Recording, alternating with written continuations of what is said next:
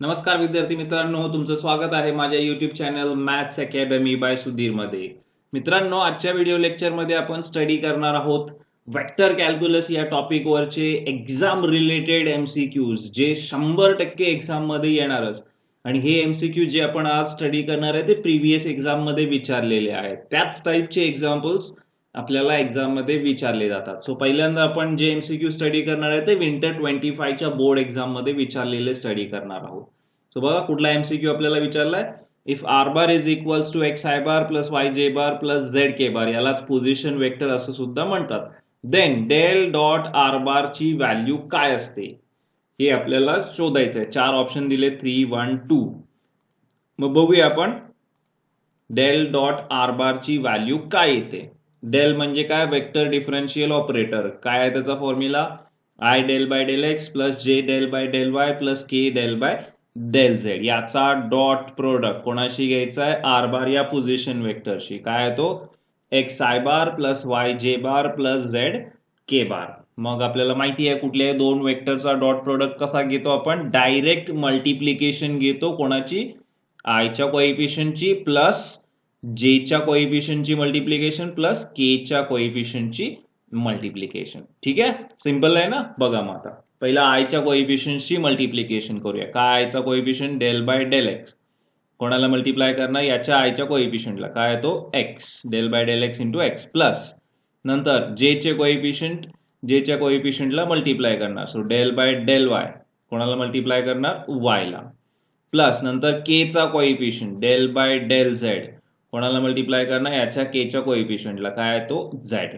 ठीक आहे, ओके. आता हे पार्शियल डेरिव्हेटिव्ह शोधूया. आपल्याला रिक्वायर्ड डॉट प्रोडक्ट मिळेल. सो एक्सचं पार्शियल डेरिव्हेटिव्ह एक्स सोबत काय असतं? 1 असतं. स्टँडर्ड फॉर्म्युले आपण 11वी मध्ये बघितले. प्लस वायचं डेरिव्हेटिव्ह वाय सोबत काय असतं? 1 असतं. प्लस झेडचं डेरिव्हेटिव्ह झेड सोबत काय असतं? 1 असतं. म्हणजे काय आला आपला del dot r bar? 1 plus 1 plus 1 म्हणजे 3. आणि ऑलवेज लक्षात ठेवा, डॉट प्रोडक्ट हा ऑलवेज एक स्केलर क्वांटिटीज येतो, नंबर येतो. सो आर बार जर x I bar plus Y जे बार प्लस झेड के बार असेल तर त्याचा डॉट प्रोडक्ट डेल सोबत किती येतो? 3 येतो. सो आपल्या 4 ऑप्शन मधला कुठला ऑप्शन बरोबर आहे? ए हा ऑप्शन बरोबर आहे. बघा किती सिंपल एक्झाम्पल आहे, 1 मार्कासाठी विचारतात. ठीक आहे, ओके. नेक्स्ट सेकंड MCQ काय विचारलंय बघा विंटर 25 मध्ये. The vector field F bar is irrotational if, म्हणजे हा वेक्टर एफ बार इरोटेशनल कधी असतो? ओके, हे पण आपल्याला डेफिनेशनच आहे. जर तुम्हाला डेफिनेशन माहिती असेल तर डायरेक्टली आपण ऑप्शन चूज करू शकतो. कुठलाही वेक्टर एफ बार इरोटेशनल कधी असतो? जर डेल सोबत त्याचा क्रॉस प्रोडक्ट इरोटेशनल, आर म्हणजे क्रॉस प्रोडक्ट मध्ये आर येतो म्हणून क्रॉस प्रोडक्ट लक्षात ठेवा. आणि सोलेनॉइडल ओ म्हणजे डॉट प्रोडक्ट येतं. ठीक आहे, सो इरोटेशनल म्हणजे डेलचा क्रॉस प्रोडक्ट एफ बार सोबत जर 0 आला. आता हे वेक्टर असतो त्यामुळे 0 बार ऍक्च्युली लिहायला पाहिजे, पण कधी कधी एक्झाम मध्ये बार लिहित नाहीत, फक्त 0 लिहितात. ओके, सो डेलचा क्रॉस प्रोडक्ट एफ बार सोबत जर 0 आला तर तो वेक्टर फील्ड इरोटेशनल असतो. मग आहे का असं ऑप्शन? येस आहे. कुठला ऑप्शन आहे? A option. जर डेल क्रॉस एफ बार 0 येत असेल तर तो vector field F bar irrotational असतो. ठीक आहे, बघा सिंपल MCQ विचारतात वेक्टर कॅल्क्युलस वरती. नेक्स्ट आपण स्टडी करणार आहे विंटर 24 मधले MCQs. लक्षात ठेवा, वेक्टर कॅल्क्युलस या टॉपिक वरती 2 MCQ 100% विचारले जातात. बघा प्रीवियस एक्झाम मध्ये डॉट प्रोडक्ट वर विचारलं होतं, आता इथं काय विचारलंय? क्रॉस प्रोडक्ट वरती विचारलंय. ठीक आहे, जर आर बार हा पोझिशन वेक्टर दिला असेल तर डेल क्रॉस आर बार, डेलचा आर बार सोबत क्रॉस प्रोडक्ट किती येतो हे आपल्याला फाइंड आउट करायचं आहे. मग माहिती आहे आपल्याला कुठल्याही दोन वेक्टरचा क्रॉस प्रोडक्ट कसा घ्यायचा. डेलची व्हॅल्यू पहिला लिहितो आपण, मगाशी बघितले. I del by del X plus J del by del Y plus K del by Z Z cross कोणासोबत? आर सोबत. काय तो? X I bar plus Y जे बार प्लस झेड के बार. मग डॉट प्रोडक्ट आपण कसं सोडवतो? डायरेक्ट नाही घेत, डायरेक्ट मल्टिप्लिकेशन डॉट प्रोडक्टला. क्रॉस प्रोडक्ट आलं की काय करायचं? 3/3 चा डिटर्मिनंट सोडवायचा, ज्याच्या पहिल्या रो मध्ये आपण युनिट वेक्टर लिहितो. कुठले आहेत युनिट वेक्टर? आय बार, जे बार, के बार. ओके, दुसऱ्या रो मध्ये काय लिहायचे? डेलचे आय जे के चे कोइफिशियंट काय आहेत मग बघा. आयचा coefficient del by del x, जेचा कोइफिशियंट काय डेल बाय डेल वाय आणि केचा कोइफिशियंट काय डेल बाय डेल झेड.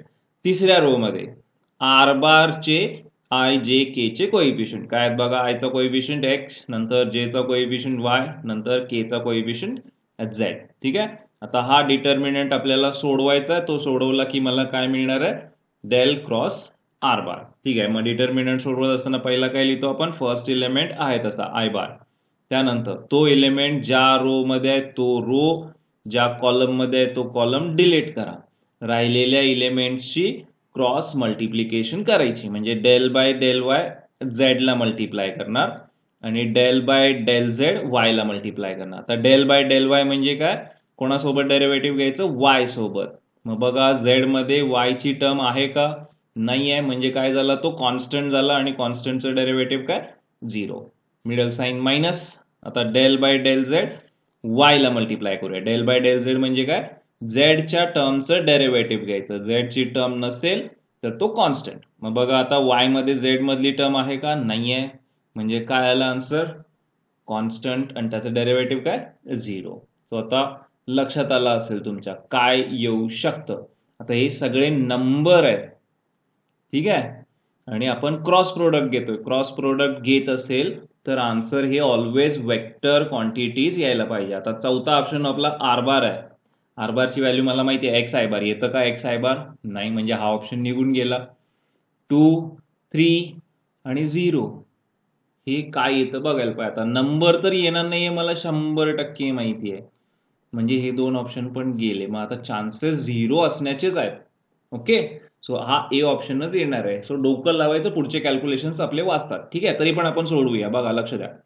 नंतर काय, मायनस जे बार. काही कॅल्क्युलेशन्स ना वेळ लागत नाही, त्यामुळे सोडवा. ओके. अंदाज लावत बसायचं नाही. आता काय करायचं, जे बार ज्या रो मध्ये तो रो तो कॉलम डिलीट करूया. राहिलेल्या एलिमेंटची cross multiplication. So del by del X, Z ला मल्टिप्लाय केला. डेल बाय डेल एक्स म्हणजे काय, एक्स सोबत पार्शियल डेरिव्हेटिव्ह घ्या. मग आहे का याच्यामध्ये एक्स ची टर्म, नाहीये, म्हणजे हा काय झाला, constant, derivative 0, middle sign minus. आता काय करायचं, del by del z x ला मल्टिप्लाय करायचा. डेल बाय डेल झेड म्हणजे काय, पार्शियल डेरिव्हेटिव्ह घ्या झेडच्या टर्मचं. मग याच्यामध्ये एक झेड मधली टर्म आहे का, नाहीये, म्हणजे हा काय झाला, कॉन्स्टंट, आणि कॉन्स्टंटचं डेरिव्हेटिव्ह परत काय, 0. आता तर आपलं क्लिअरच झालं, आन्सर काय असणार आहे, 0 असणार आहे. ठीक आहे. मायनस जे बार नंतर नेक्स्ट टाइम काय करायचं, प्लस के बार. तिसरा एलिमेंट प्लस के बार. ओके. तो ज्या रो मध्ये तो रो, ज्या कॉलम मध्ये तो कॉलम डिलीट करा. राहिलेल्या एलिमेंटची cross multiplication. Del by del X of Y. आता तो तुम्हाला डायरेक्टली सांगायला पाहिजे, एक्स ची टर्मच नाहीये, म्हणजे constant, derivative 0, middle sign minus. Del by del Y of X, वायच्या टर्म सोबत डेरिव्हेटिव्ह घ्यायचा आहे, पण एक्स मध्ये वाय मधली टर्मच नाहीये, म्हणजे हा कॉन्स्टंट झाला आणि डेरिव्हेटिव्ह काय, 0.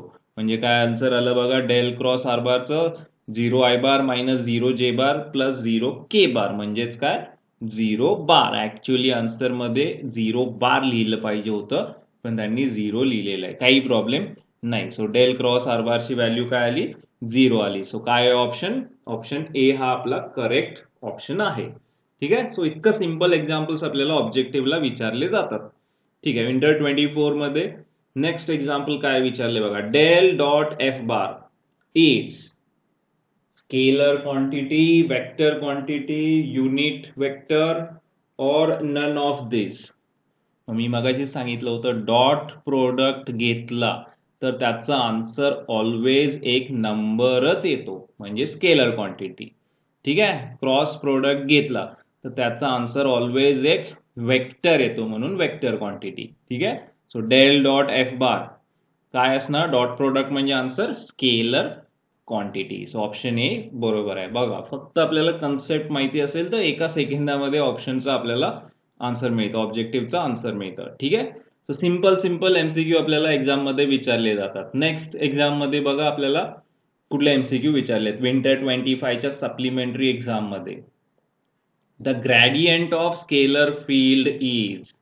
आता ग्रॅडियंट म्हणजे काय, डेल फाय. कुठलाही स्केलर फील्डचा जर ग्रॅडियंट घेतला तर त्याचा आन्सर काय येतं हे मला माहिती आहे. डेल ज्यावेळी पण मी कुठल्या स्केलर फील्ड वरती अप्लाय करेन त्यावेळी मला ऑलवेज काय मिळतो, एक वेक्टर मिळतो. ओके, हे बेसिक कन्सेप्ट आपल्याला माहिती असले पाहिजे. डॉट प्रोडक्ट घेतला तर स्केलर, क्रॉस प्रोडक्ट घेतला तर वेक्टर, आणि ग्रेडियंट जरी घेतला तरी आपल्याला वेक्टरच मिळतो. आहे का ऑप्शन? येस. कुठला ऑप्शन आहे? Option D. बघा, इतके सिंपल आपल्याला ऑप्शन्स ऑब्जेक्टिव्ह असतात. नेक्स्ट MCQ काय विचारलं बघा 2025च्या बोर्ड एक्झाम मध्ये. The curl of vector field is 0. आत्ताच आपण सोडवले. Curl of vector field is 0, then field is. आता हे माहिती आहे, कर्ल म्हणजे काय असतं? Cross product. सी, पहिला वर्ड सी, कर्ल म्हणजे क्रॉस प्रोडक्ट. आणि डायव्हर्जन्स आला तर डॉट प्रोडक्ट. डी म्हणजे dot product. Curl of vector field, vector suppose काहीतरी घेतो मी एफ बार. आता कर्ल म्हणजे क्रॉस प्रोडक्ट वेक्टर एफ बारचा कोणासोबत घेतो आपण? डेल सोबत. हा जर 0 आला तर त्या वेक्टर फील्डला आपण काय म्हणतो? प्रिव्हियस क्वेश्चन मध्येच बघितलंय, तर काय म्हणत असतो त्याला आपण? इरोटेशनल. ठीक आहे, तर त्या वेक्टरला आपण काय म्हणतो? Irrotational vector. कर्ल कुठल्याही वेक्टरचा जर 0 आला तर त्या वेक्टरला काय म्हणतात? इरोटेशनल वेक्टर म्हणतात. ठीक आहे, आणि जर डायव्हर्जन्स, हे पण लक्षात ठेवा, हे पण यावेळी विचारण्याचे चान्सेस आहेत. डायव्हर्जन्स जर कुठल्याही वेक्टरचा 0 आला तर तो वेक्टर काय असतो? सोलेनॉइडल असतो. डायव्हर्जन्स म्हणजे काय? Dot product. कोणाचा? डेलचा. कोणासोबत? दिलेल्या वेक्टर सोबत. जर 0 आला तर त्या वेक्टरला काय म्हणायचं? सोलेनॉइडल. जर क्रॉस प्रोडक्ट डेल सोबत 0 आला तर इरोटेशनल. सो विद्यार्थी मित्रांनो, तुम्हाला जर व्हिडिओ समजला असेल तर माझ्या YouTube चॅनलला लाईक, शेअर आणि सबस्क्राईब करायला विसरू नका. आणि तुम्ही सर्वांनी व्हिडिओ शेवटपर्यंत बघितला त्याबद्दल सर्वांचे धन्यवाद.